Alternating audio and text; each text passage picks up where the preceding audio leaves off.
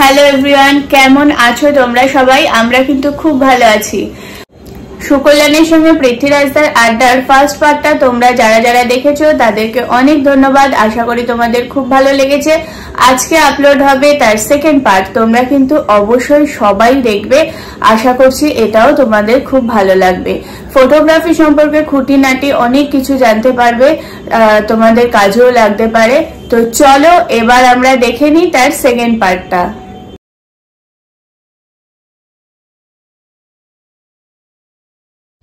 কাকু বললেন পেন্ট্যাক্সেই থাকো, পেন্ট্যাক্সই সস্তা, নিকনের দামটা বেশি। যদিও কাকু পিওরলি নিকন ইউজার ছিলেন, কিন্তু কাকু তখন বলেছিলেন আনন্দবাজার এক সময় পেন্ট্যাক্স ইউজ করতো, রাতারাতি ওরা নিকন সিস্টেমে শিফট করতো। প্রচুর পেন্ট্যাক্স ক্যামেরা তখন বাজারে ছিল যেগুলো বেশ কম দামে পাওয়া যেত। আর কাকু বললেন একদম কোনো অটোমেটিকে যেও না, এমন একটা ক্যামেরা ইউজ করো যেটা বহু বহু বছর ধরে তোমার কাছে থাকবে, কিন্তু তার মেইনটেনেন্স কস্ট ভীষণ লো। তো পেন্ট্যাক্স K1000 ক্যামেরা এখনো অব্দি পৃথিবীর টপ 10 ক্যামেরাগুলোর মধ্যে একটা, ফুললি ম্যানুয়াল ক্যামেরার মধ্যে একটা বলা হয়, ফিল্ম ক্যামেরা।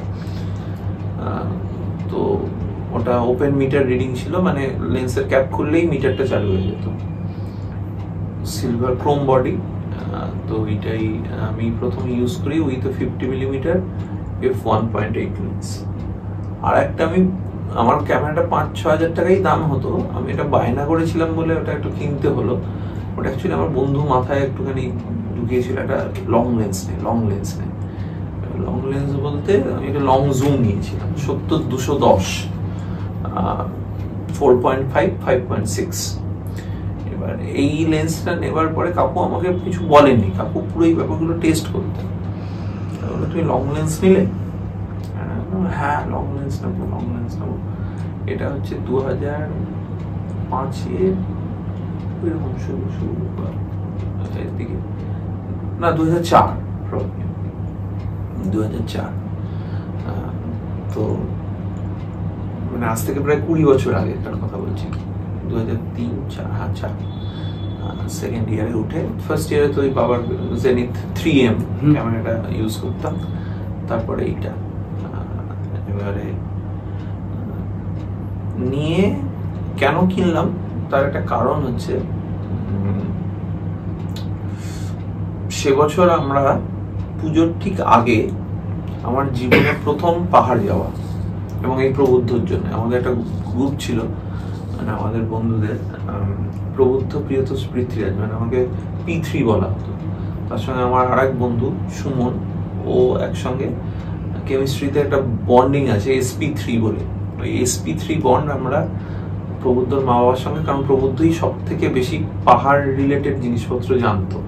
ও তখন already valley of flowers trek করা হয়ে গেছে, সান্দাকফু কমপ্লিট। ও আমাদেরকে নিয়ে আমরা গেলাম সিকিম। ওই আমার যাওয়া পাহাড় নিয়ে নেশার শুরু আর কি। তো সিকিমে গেলাম, সিকিম, পেলিং, দার্জিলিং এসব ঘুরে আমরা ছবি টবি তুলে, এবং কাকুর কাছে ততদিন আমি শিখতে আরম্ভও করে দিয়েছি সে বছর। 2004-এর এন্ডে ওটা হলো। এবার আমি একটুখানি এগিয়ে গেছি, মানে লং লেন্সটা কিনেছিলাম হচ্ছে ওই পরের বছর যাব ঘুরতে, সেই কারণে। কিন্তু এর মধ্যিখানে একটা অন্য গন্ডগোল হয়ে গেছিল। এই লং লেন্সটা লেগেছিল পরের বছর কাজে। তার আগের বছরে যখন প্রথম আমি ক্যামেরা কিনলাম 2004-এ, তখন এইটা নিয়ে আমার ফার্স্ট ট্রিপ হচ্ছে, কাকু আমাকে নিয়ে ইডেন গার্ডেন্স গেছিল। 50mm 70-210। আর আমি আমার বন্ধু বান্ধবীদের পোর্ট্রেট তুলতাম, খুশি হতো। কিন্তু গোল বাঁধলোই পরের বছরের পুজোর আগে আমরা ঘুরে এলাম ওইখানে। কাকু এতদিন কিচ্ছু বলেননি, চুপচাপ ছিলেন। তারপর কাকু বললো এবার পুজোয় ছবি তুলবে তো? হ্যাঁ পুজোয় ছবি তুলবো। তো পুজোয় ছবি তুলতে গিয়ে একদম পুরো পড়লাম হচ্ছে, প্রথম কদিন তো কাকুর প্রেস কার্ডে ঘুরলাম টুরলাম, কোনো অসুবিধা নেই, ঠাকুরের মুখ তুলছি, এই তুলছি। পরে পড়েছিলাম অসুবিধে, মানে যেদিনকে বিসর্জনের দিন সবাই ভিড় করে ছবি তুলছে ওয়াইড অ্যাঙ্গেল দিয়ে, আমার হাতে 70-210 নাকের নথ আসছে। কাকু তখন বললেন যে বোঝো এবার 70-210 কিনেছো যখন, তাহলে 50mm টা তখন 50mm টা তখন ইউজ করছি, তাতেও কিছু এসে যায় না, কারণ আমার সঙ্গে প্রায় 50 জন ফটোগ্রাফারের ভিড়। আর তারপরে এলেন মানে ওই ফটোগ্রাফারদের দলের মধ্যে এলেন, ঢুকলেন, একটা মানুষকে দেখলাম, তখন ডিজিটাল ক্যামেরার প্রথম দেখলাম আমি, মানে ডিজিটাল এসএলআর, যখন গাবদা ডিজিটাল এসএলআর D1 বোধহয়, জয়ন্ত সাউ। আমি ছবি তুলছি, ফোকাস করছি, ঘুরিয়ে ঘুরিয়ে পেছন থেকে ধাক্কা ধাক্কি, কাকু এই নতুন ছেলেটাকে ছবি তুলতে দাও বলছেন, আর ওইদিকে কানে কাছে করে 9 ফ্রেম পার সেকেন্ড নাকি এরকম কি একটা ছিল, ছবি উঠছে, জয়ন্ত সাউ ছবি তুলছেন ওই ক্যামেরায়। মানে দেখেই নার্ভাস হয়ে গিয়ে ঘেমে টেমে গিয়ে আমি যাচ্ছি তাই একটা কাণ্ড করে ফেললাম। এবার কাকু বললে তো কিনলে তো শখ করে স্টাইল করে 70-210, কেনা তো উচিত ছিল 24-70। অ্যাকচুয়ালি লোকজন সবার আগেই ভাবে যে লং লেন্সটা দিয়েই কাজ চলবে, আসলে জেনারেল পারপাসে তো লাগে হচ্ছে তোমার এই 50mm আর শর্ট লেন্স, মানে শর্ট ফোকাল লেন্থের এইগুলো, শর্ট জুম যেটা আর কি। বলে তুমি তো কিনে ফেললে, তাহলে কি করবে? তখন আবার সেই টাকা পয়সার জন্য লিমিটেডের একটা শর্ট জুম কেনা হলো, 2-2,500 টাকা এরকম দাম নিয়েছিল, কিট কমপ্লিট। এবার এইখানে একটা জিনিস যেটা স্কিপ করে গেছি, সেটা হচ্ছে যে কাকু আমাকে এই সিচুয়েশন গুলো ফেলতেন, তার একটা বিশেষ কারণ আছে। কাকু যতদিন আমাকে চিনতে পারতেন বলতে লাস্টের দিকে অ্যালজাইমার হয়ে গেছিল প্রায় বলতে গেলে, মানে ওনার স্ট্রোক হয়েছিল, হাই প্রেশারের রোগী ছিলেন। অনেক লোককে চিনতে পারতেন না, ছেলেকে চিনতে পারতেন, নাতিকে চিনতে পারতেন, বা এরকম কয়েকজনকে চিনতে পারতেন, আমাকে চিনতে পারতেন। যতদিন চিনতে পারতেন পৃথ্বীরাজ এবং আমাকে মাস্টার আমাকে, আমি প্রথম রিলটার ছবি তোলবার পর কাকুর কাছে দিয়েছিলাম, আমার এখনো মনে আছে। কাকু আমাকে, কাকুর একটা রাজদূত বাইক ছিল, কাকু সেটা ভীষণ স্লো চালাতেন, আমাকে বসিয়ে আমার গুরুদাস কলেজে ওখান থেকে ফুলবাগান থেকে বেলেঘাটায় কাকু থাকতেন, ওখান থেকে নিয়ে ডুকডুক করতে করতে ঠিক রাজা দীনন্দ স্ট্রিট আর মানিকতলার ওই ক্রসিংটাতে, পোস্ট অফিসে, মানিকতলা পোস্ট অফিসের ক্রসিংটাতে এসে আমাকে ছেড়ে দিলেন, ছেড়ে দিয়ে বললেন যে তোমার ফিল্মটা ডেভেলপ হয়ে গেছে। তো ভীষণ চুপচাপ হয়ে গেছিলাম, মানে আমি জিজ্ঞেস করবার মতো সাহস ছিল না কি করেছি না করেছি। প্রথমবার বলে দিয়েছে কয়েকটা জিনিস, এক্সপোজার বা এরকম কিছু। আমি তখন চুপচাপ রয়েছি, কি জিজ্ঞেস করবো বুঝতেও পারছি না, দেখিও করতে পারছি না, মানে কিরকম একটা অদ্ভুত একটা সেই ফিলিংস আমার এখনো মনে আছে। তো কাউকে বললাম যে খুব সাহস করে চুপচাপ করে, দেখি আমার দিকে তাকিয়ে আছে, কেমন হয়েছে, জাস্ট একটা আমার খুব মনটা ভীষণই হলো, হ্যাঁ ফটোগ্রাফি আমার শেষ হয়ে গেল, খুব খারাপ তুলেছি। আর সব থেকে বড় কথা 60 টাকা 70 টাকা ফিল্ম, 272 টাকা, আর আমি আর একটু কমে পেতাম, আর কাকুই ব্যবস্থা করে দিতেন, আর 100 আরো কম ছিল দাম। তো 200 ফিল্মই প্রথম লাগিয়েছিলাম, 100 লাগাইনি, 100 ফিল্ম ইউজ করিনি, 200 ফিল্ম ফুজি, যেটা আমার ফার্স্ট ইউজ হয়েছিল। তো ওই টাকাটা জোগাড় করাটাই একটা বিশাল ব্যাপার ছিল, বাড়ি থেকে দিত 70 টাকা, একটা বিরাট ব্যাপার। তার ডেভেলপ আছে আমার, তারপরে প্রিন্ট দেখে বললো করে গান আনলো, আমি বললাম যে হয়ে গেল শেষ। আর একটা বাবাকে কি মুখে বলবো, বসে দাঁড়িয়ে তখন ভাবছি, কাকু তখন আমার দিকে দেখি তাকিয়ে আছে। বাবা হঠাৎ করে বললেন যে শোনো, এতদিন তো ছবি তোলা শেখাচ্ছি, লোকজন জেনারেলি 7 বা 8 নম্বর ফিল্মে গিয়ে, 7 বা 8 নম্বর ফিল্ম কিন্তু মানে 7x36, এবং 36টা ফিল্ম আমার ওই রোল ফিল্মের স্টক 36টা এক্সপোজার শেষ করতে কিন্তু আমার বেশ কয়েক মাস টাইম লেগেছিল। এখন তো একটা প্রোগ্রামে একটা 1 ঘন্টার প্রোগ্রামের লোকে 1500 ছবি তুলে, তখন তো এরকম ব্যাপারটা ছিল না, খুব ভেবে শুনে ছবি তুলতে হতো। আমাকে বললো 7 নম্বর বা 8 নম্বর যে ফিল্মে যে রেজাল্টটা হয়, এটা তোমার ফার্স্ট ফিল্মে সেই রেজাল্টটা হয়েছে। তখন আমি প্রায় মানে তখন রীতিমতো আমি কাঁপছি আর কি। তুমি কি তাহলে আমাকে শেখাবে? বললো হ্যাঁ শেখাবো, এর পরের ফিল্মটা তোমাকে কিনতে হবে না, আমার কাছে একটা ফিল্ম আছে আমি তোমাকে দিচ্ছি। কারণ কাকু কত টাকা করে লাগবে মাসে সেখানে? বললো জেনারেলি আমি যে টাকাটা নিই সেটা তোমাকে বলতেই পারতাম, কিন্তু তুমি যখন এরকম রেজাল্ট দিয়েছো আমি তোমার কাছে কোনো টাকা নেব না। That is the first time মানে আমার ফটোগ্রাফি জার্নি ওইখানেই শুরু আর কি। আপু যদি না থাকতেন আমার আর কি কিছুই হতো না। যা শিখেছি, যা কিছু মানে সমস্ত কিছু শুরু যদি হয় তাহলে কাকু ছাড়া আমার ফটোগ্রাফি জার্নি মানে জিরো। মানে ওটা আগের গুলো কি ছিল, বাবা কি দেখিয়েছিলেন, কি হতো, কিছুই থাকতো না যদি না উনি সমস্ত ক্যামেরা অনেকের বাড়িতেই থাকে, কিন্তু কজন ক্যামেরা যদি হাতটা না ধরতেন তাহলে হতো না, কোনো চান্সই ছিল না।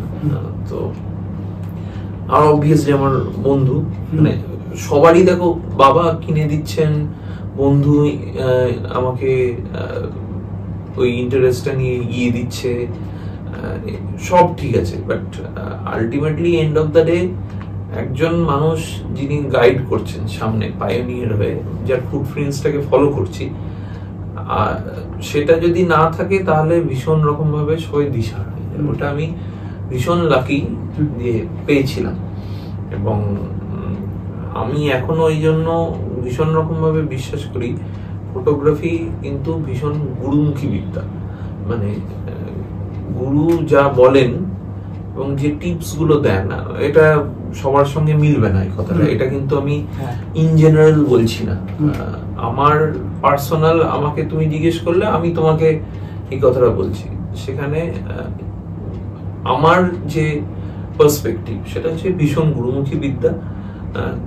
তখনকার দিনে বিশেষ করে যখন এই এত ইন্টারনেটের কোনো ব্যাপার ছিল না, সোশ্যাল মিডিয়া ছিল না, কেউ কিছু জানি না, আমার তখন কম্পিউটারই ছিল না, ইন্টারনেট তো দূরের কথা।